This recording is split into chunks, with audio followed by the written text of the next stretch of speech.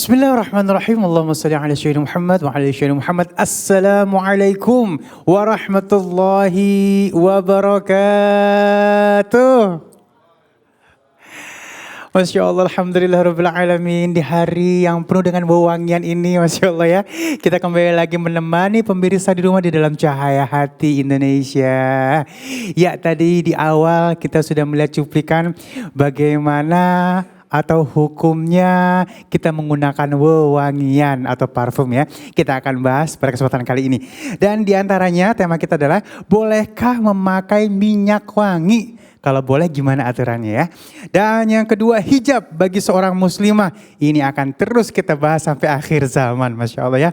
Dan yang terakhir, ketika Allah Subhanahu wa ta'ala rindu kepada hambanya, Masya Allah ya. Dan nanti kita akan ketemu dengan guru-guru kita yang dimuliakan Allah Subhanahu wa ta'ala. Ada bersama kita nanti guru kita yang dimuliakan Allah Subhanahu wa ta'ala, Al-Ustadz Aswan Faisal. Ada Al-Habib Ghais Abdurrahman Asgaf. Dan tentu saja Ustadz Syam dengan ngaji yuk. Dan sekarang langsung aja kita akan bahas tema kita yang pertama. Bolehkah memakai minyak wangi bersama guru kita Ustadz Aswan Faisal. Assalamualaikum guru. Waalaikumsalam warahmatullahi wabarakatuh. Guru baru datang aja udah ngasih parfum ya. Pagi ini Habib Masya Allah menebarkan aroma yang wangi. Seger pikiran saya. Masya Allah, Masya Allah. Ada efeknya guru ya. Itu dia. Tadi juga sempat disebutkan bahwa parfum akan menjadi sebuah identitas diri untuk seseorang. Ini kalau yang begini biasanya si Anu lewat nih. Nah. Jadi mengetahui seseorang tuh gak perlu lihat orangnya dulu. Tapi dari aroma parfumnya kita bisa tahu itu siapa. Bener, baik. Guru mohon ilmunya, gimana sih batasan wewangian ini? Karena absurd nih. Tiba-tiba ada yang bilang itu gak boleh, itu haram, itu bid'ah, itu ini mungkin mohon ilmunya guru. Ya, jangan terlalu keras juga dalam berisi. Benar. Ya, baik, kita sama-sama belajar. Demikian. Bismillahirrahmanirrahim. Assalamualaikum warahmatullahi wabarakatuh. Waalaikumsalam warahmatullahi wabarakatuh. Alhamdulillah. Alhamdulillahi hamdan katsiran tayyiban mubarakan fih. Ashhadu an la ilaha illallah wa ashhadu anna Muhammadan abduhu wa rasuluh. Allahumma salli wa sallim wa kirrim wa barik ala sayyidina Muhammadin wa ala alihi wa ashabihi wa dhurriyyatihi ajma'in, amma ba'du.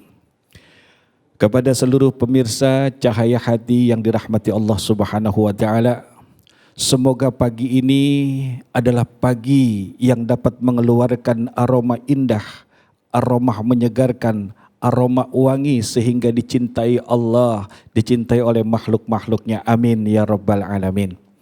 Berkenaan dengan wewangian, bahwa wewangian ini adalah sesuatu yang secara fitrah manusia disukai dan dicintai. Siapapun orang yang wangi, menebarkan aroma wangi, maka sungguh dia telah menyegarkan pikiran orang di sekitarnya. Sampai sedemikian, Rasul memberikan perhatian kepada orang yang baru makan bawang putih untuk tidak sholat berjamaah dulu di masjid. Kalau sekarang mungkin jengkol, apalagi pete. Ya, jadi tolong, kenapa? Karena orang yang sedang sholat, orang yang sedang beribadah, dia khusyuk kepada Allah. Seandainya dia mencium aroma yang tidak mengenakan secara fitrah manusia, maka boleh jadi akan mengganggu ibadahnya, kehusyuannya kepada Allah Subhanahu wa ta'ala. Karena itu, wewangian merupakan sunnah Rasulullah. Wewangian adalah satu yang sangat disukai oleh Rasul. Dan Nabi besar Muhammad SAW tidak pernah menolak ketika beliau ditawari minyak wangi. Dan minyak wangi ini adalah sesuatu yang merupakan bukti keindahan jiwa seseorang. Orang yang duduk berdekatan dengan orang yang harum aromanya, maka insya Allah akan membawa kesenangan dan kecintaan. Nggak mau jauh duduknya. Tapi kalau bau asam, geser jauh-jauh ya. Nah, ini kita tidak inginkan demikian. Selain itu para malaikat pun menyukai wewangian. Sebaliknya setan menyukai yang bau-bau apalagi mengandung busuk. Karena itu bila kita masuk ke kamar mandi ya, diminta untuk berdoa, Allahumma inni a'udzubika minal khubuthi wal khaba'is. Kenapa? Tempat kotoran, tempat bau yang tidak menyenangkan. Nah, dari sinilah Wewangian merupakan satu sunnah Rasulullah SAW. Dan petunjuk dari Rasulullah tentang bagaimana memakai wewangian ada dua kriterianya. Yang pertama kata Rasulullah untuk laki-laki, tibur rojul, wangian untuk laki-laki itu adalah yang kuat, yang jelas, yang terang wanginya, aromanya, tapi warnanya tersembunyi, samar. Ya, jadi buat laki-laki jangan sampai pakai minyak wangi kelihatan ada warna kuning, warna merah atau apa sampai membekas ya terlalu ini. Yang penting adalah buat laki-laki khususnya aromanya, kekuatan aromanya. Sebaliknya buat perempuan, orang-orang zaman dulu itu di dalam hadis Rasul lebih dikuatkan kepada warnanya dibandingkan dengan wewangiannya atau kekuatan aromanya. Kenapa demikian? Karena secara umum Allah Subhanahu wa taala berfirman, "Khudzu zinatakum 'inda kulli masjidin." Ambillah perhiasanmu, pakailah perhiasanmu ketika engkau masuk ke masjid. Ya. Jadi di dalam ayat ini Allah sudah menerangkan kepada kita dari hasil penjelasan para alim ulama dan ulama-ulama tafsir bahwa maksud ayat ini ada di antaranya adalah engkau memakai pakaian, engkau memakai wewangian. Jadi ayat ini memberikan kita sebuah penjelasan yang tersirat adalah tentang apa yang kita pakai. Sebaik-baiknya, sehingga dalam sabda Rasul seperti yang tadi ditayangkan oleh sahabat-sahabat kita tadi di awal tayangan, itu disunnahkan untuk mandi di hari Jumat, kemudian memakai wewangian. Terus memakai pakaian yang putih. Sehingga wewangian ini merupakan sebuah pilihan yang baik ketika kita hendak beribadah kepada Allah Subhanahu wa taala. Kenapa? Karena dapat melahirkan kehusyuan. Kemudian orang di sebelahnya pun akan membantu kehusyuan mereka. Selain itu dicintai dan disukai oleh penduduk langit. Nah, itulah wewangian. Kemudian ada pertanyaan, bagaimana dengan kaum wanita? Nah, ingat loh kaum wanita, Rasul pernah bersabda, kalau kau pengen pergi ke masjid untuk sholat isya, maka jangan pakai wewangian.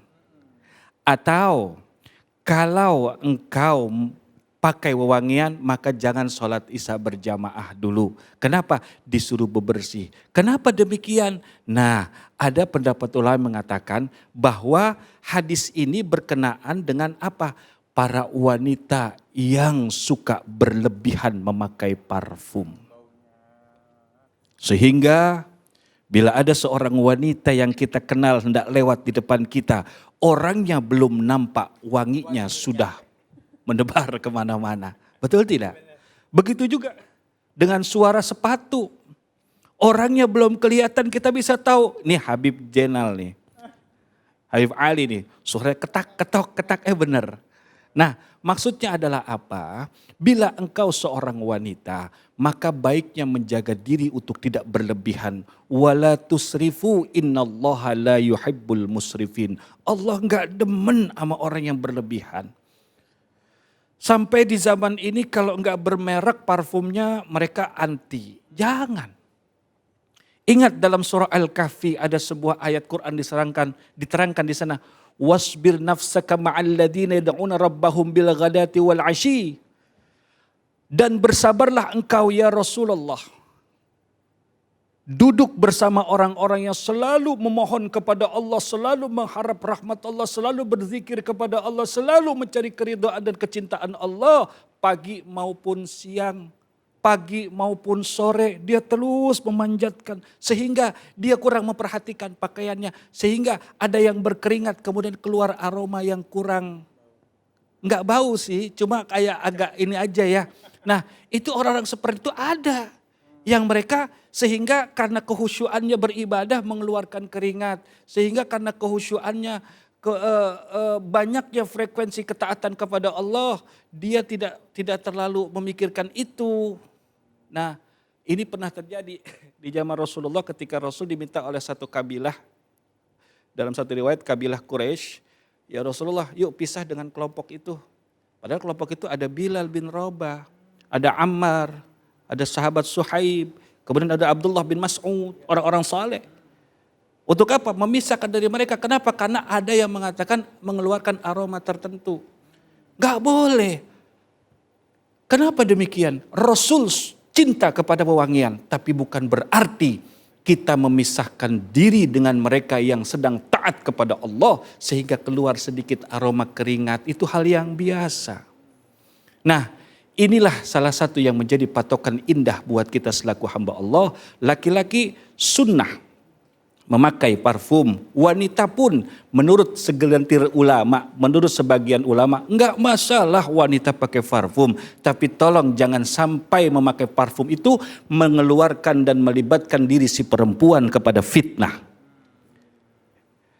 Ustadz, panduan buat wanita tuh kira-kira apa sih ketika memakai parfum? 3 panduannya. Yang pertama, hai buat para wanita yang menjadi kekasih-kekasih Allah, ketika engkau memakai parfum, tengok niatmu. Untuk apa engkau memakai parfum? Untuk dihirup wanginya oleh siapa? Ya, kok si Puan sih? Jangan si Fulan dulu.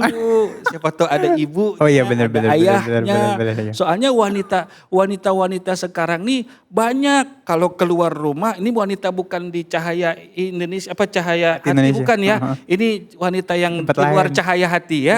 Di luar cahaya hati itu kalau di luar rumah pakai parfum yang mantep, bertebar wanginya, tapi dalam rumah pakai parfum obat gosok. Bau dong, bau apa?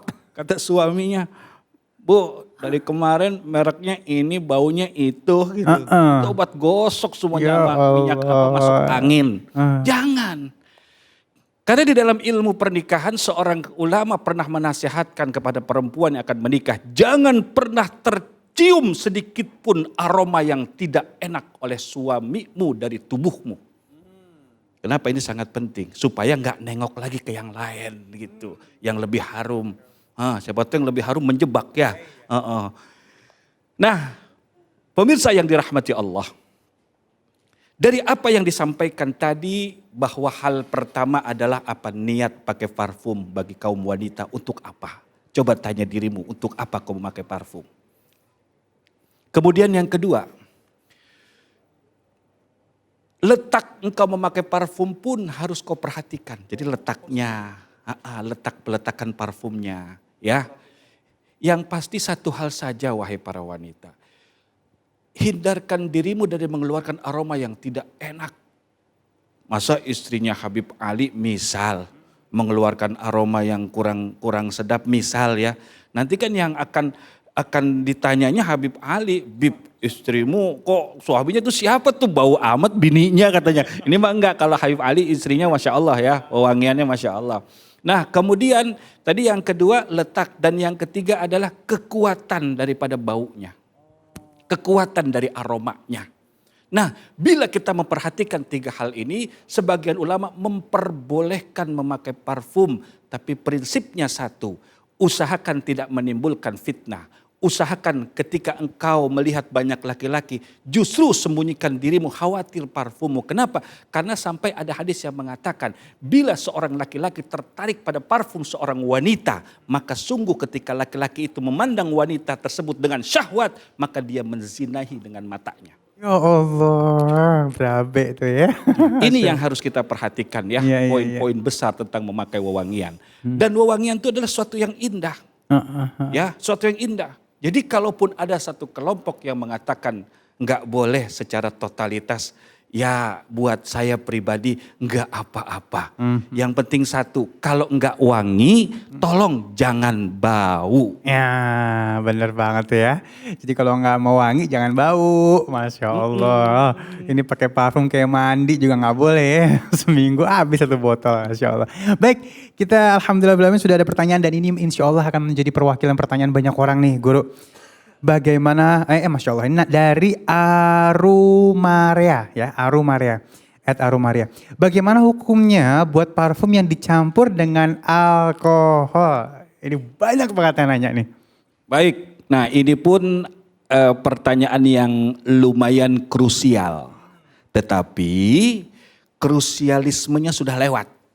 Ya, ini bahasan belasan tahun lalu, puluhan tahun lalu. Jadi ulama sepakat, bahkan dari pihak MUI pun ya sudah menerangkan tentang ini, wewangian yang bercampur dengan alkohol. Prinsipnya pemirsa, amal itu ada 3. Afdolul amal, amal yang paling tinggi, paling hebat, paling dahsyat. Yang kedua, amal yang pertengahan. Yang ketiga, adnal amal, amal paling bawah. Nah, 3-tiganya masuk surga enggak? Masuk surga. Tapi mereka berdosa, Ustadz. Tapi mereka melakukan maksiat. Wa in zana, wa in saraka. Selama mereka tidak syirik kepada Allah. Sampai ada hadis yang mengatakan, man qala la ilaha illallah dakhalal jannah. Belum lagi nanti ada hadis bitaqah, hadis kotak, hadis surat gitu ya. Yang merupakan pamungkas buat mereka yang beriman. Nah, berkenaan dengan alkohol itu identik dengan minuman keras ya. Sehingga ketika dicampur niatnya untuk menjadi minuman, maka maaf jangankan diminum, bersentuhan saja najis. Bahkan dalam kitab Tanbihul Ghafilin termasuk perkataan Sayyiduna Ali karramallahu wajhah, bila aku menyentuh minuman keras, maka aku potong jariku. Bahkan ada ulama dalam Tanbihul Ghafilin juga mengatakan, orang terdahulu mengatakan, bila ada satu tanah yang terkena tetesan daripada minuman keras, maka aku tidak akan pernah adzan di atasnya. Jadi sebagian ulama membolehkan memakai parfum dengan alkohol. Kenapa? Karena dia bukan diminum, bukan dikonsumsi, tapi pada baju. Ketika dia masuk ke masjid atau berjalan menuju sholat, itu alkoholnya hilang. Yang tersisa wangiannya. Tapi kalau tidak mau memakai alkohol sama sekali, lebih baik lagi. Enggak masalah. Yang penting jangan pada berantem gara-gara minum gara-gara parfum. Parfum ya, Masya Allah. Asyik Islam itu. Tuh udah jelas banget ya. Dan saat lagi kita akan langsung bertemu dengan guru kita Al-Habib Ghais Abdurrahman Assegaf dengan hijab bagi seorang muslimah. Jangan kemana-mana, tetap bersama kami di Cahaya Hati Indonesia.